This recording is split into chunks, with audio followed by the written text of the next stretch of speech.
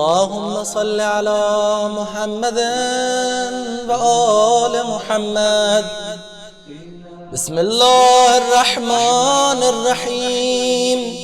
اللهم أعني فيه على صيامه وقيامه، وجنبني فيه من هفواته وآثامه، وارزقني فيه ذكرك بدوامه، بتوفيقك يا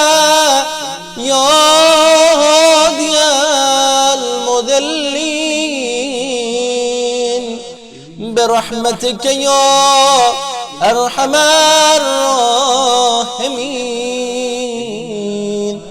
اللهم صل على محمد وآل محمد.